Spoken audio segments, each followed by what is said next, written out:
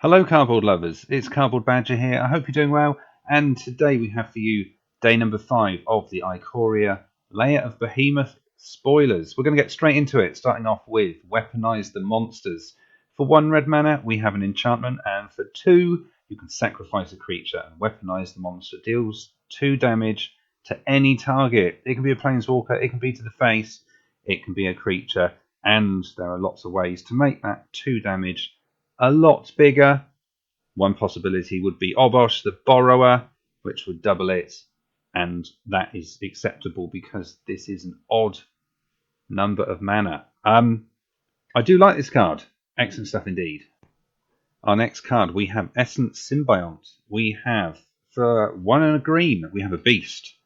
Now, whether or not this is going to be unlike Mesquerel, we don't know, but whenever a creature you control mutates, put a +1/+1 counter on that creature, and you gain 2 life. So you never know, this could go into a nice Selesnya deck. Very nice indeed. Up next we have Joyous Sky Bonder. For 3 mana, 1 and then 2 hybrid, white-blue.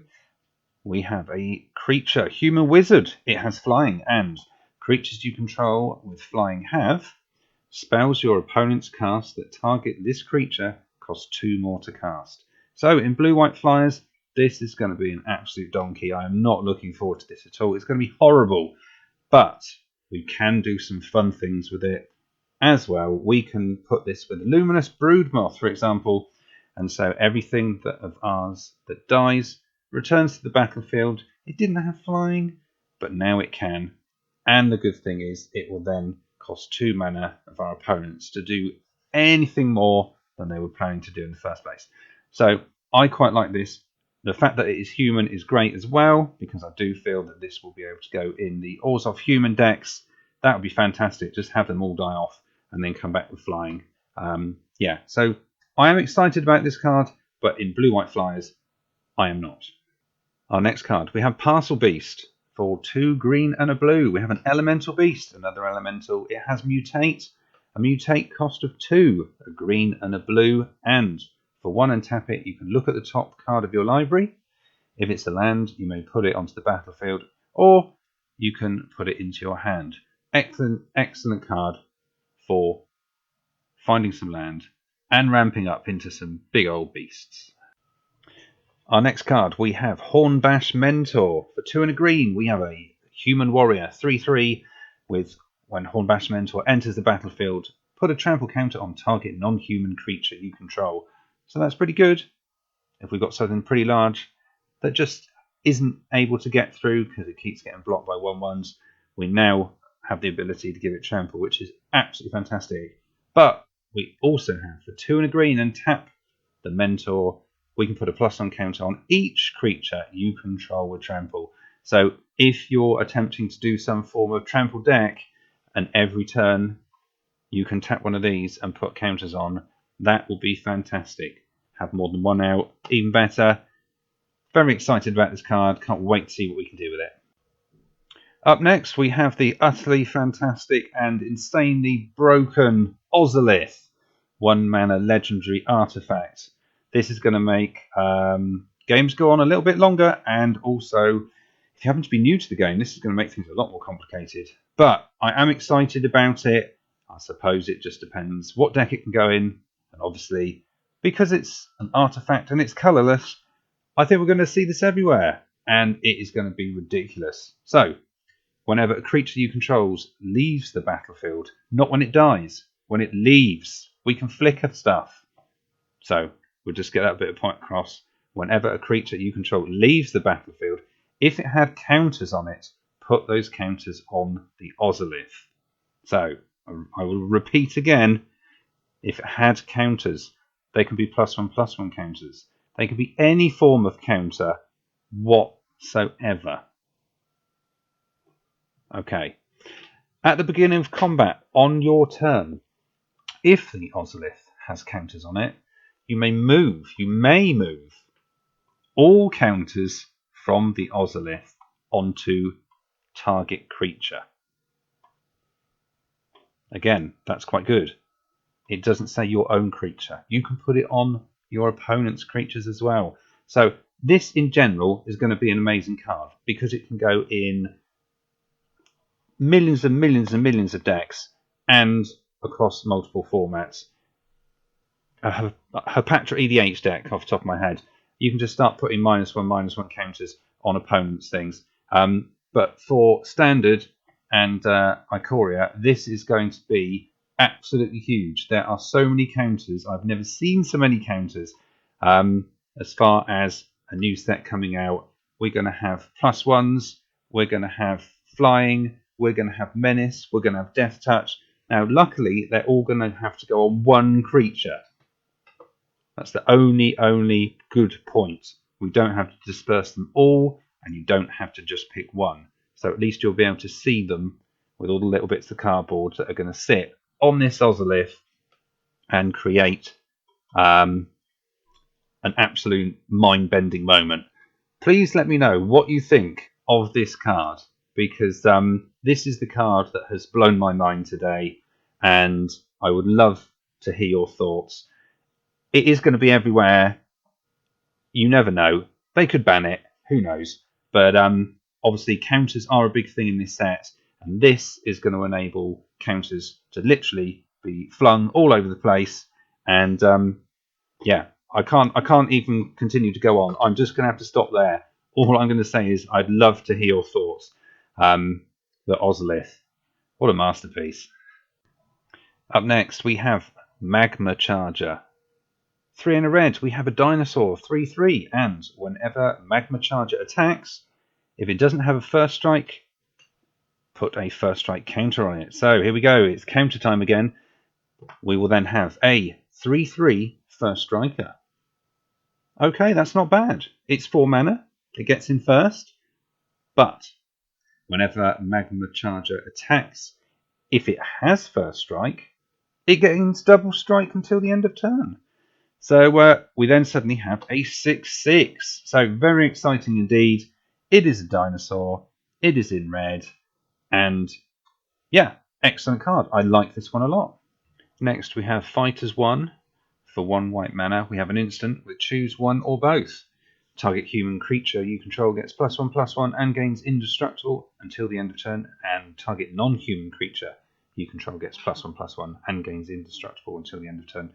So if you happen to be playing humans and you possibly have a couple of non-humans as well, then for 1 mana to have a pump on both and give them both indestructible, great. If you happen to be playing a tribal humans deck, again, 1 mana to keep one of your key important humans on the battlefield a little bit longer, or push that additional damage through to get rid of an opponent's creature. Really like this card, excellent stuff indeed.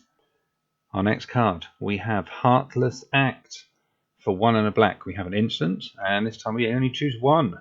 We can destroy a target creature with no counters on it, or we can remove up to 3 counters from the target creature. So again, for 2 mana, we have removal. We can remove whatever it is we want to get rid of. It does not matter at all. And obviously, the choice of possibly removing flying from a creature or menace at instant speed, really, really great card indeed. Our next card, we have Reptilian Mirroring. For 2 and a red, we have an enchantment with whenever you cycle a card, you may have Reptilian Mirroring become a 5/4 dinosaur with trample and haste in addition to its other types until the end of turn. So this could be quite nice if you happen to be going heavy on cycling, to be able to then pump out one of these dinosaurs and either going for the win or a cheeky blocker. Yeah, really, really nice indeed. Our next card, we have Checkpoint Officer. For 1 and a white, we have a human soldier, 1/2, and for 1 and a white, and tap it, we can tap target creature. So we have another human if we are going to be going human tribal, and we have the opportunity to tap down our opponent's largest threat. Great looking card. The squirrel is here. We have Helica Glider. For 2 and a white, we have a Nightmare Squirrel, and when the glider enters the battlefield with your choice of a flying counter or first strike counter on it. I mean, I would personally go for a flying squirrel, definitely. But 2/2 for 3, and it's a flyer. If you like squirrels, then this is great. I don't think we're going to be doing Squirrel Tribal in Ikoria, but I know there's a lot of people that do like squirrels. It's a shame it's not green, I'll be totally honest. I was hoping for this to be green. It's a nightmare squirrel, so possibly it could be black. But still, we have another squirrel. Excellent stuff. Up next, we have Splendor Mare. For 2 and a white, we have an Elk Unicorn 3/3 lifelinker, so it's already pretty good. But for 1 and a white, we can discard this card and draw a card as it has cycling. And when you cycle this, you can put a lifelink counter on a target creature you control. So even if you don't physically want this and you just want it for the cycling ability, and then transform your lifelink counter onto something else that you've got that's huge, or a flyer, or has menace, more counters all over the place. This is great, and obviously it is another lifelink card, and I feel we've got a lot at the moment. We seem to have quite a few in this set, in addition to obviously what we also have currently in standard. So again, I feel we are going to see a lot of lifelink going on, and this is possibly going to be one of the cards that will be a definite include.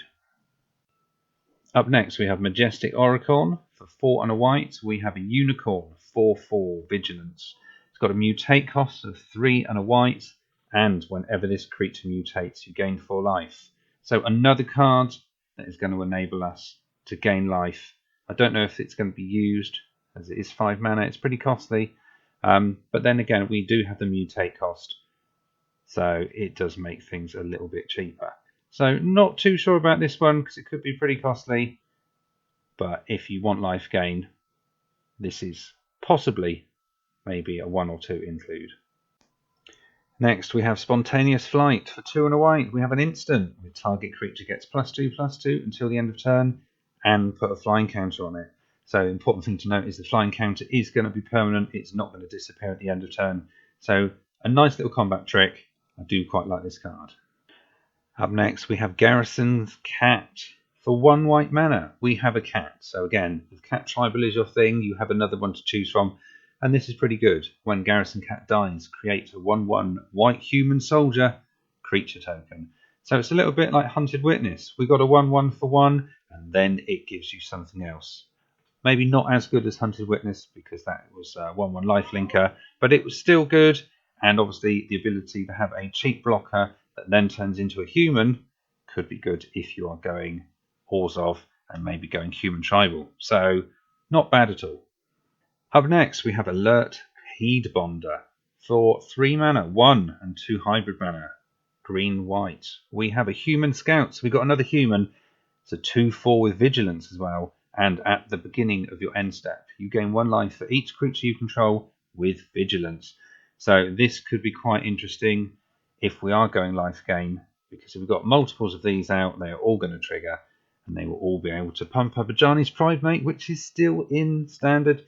But in general, if life gain is your thing, this is pretty good. Vigilance as well. Many, many other things that will enable us to have vigilance on our other creatures too. So quite a nice card. And a good blocker also. Excellent stuff indeed. So there we have it. That is the end of the video. There will possibly be a few more cards spoiled. Probably late, early hours of the morning when I'm hopefully asleep. So I will have to add those possibly into next video, which will be tomorrow. But all I'd like to say is I hope you've enjoyed the video.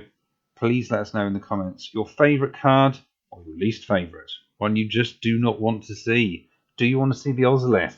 Again, as I mentioned earlier, please let us know what you think of that card, because it is ridiculous. And other than that, I'd just like to say thank you so much for watching. And we'll see you again soon here on Cardboard Badger.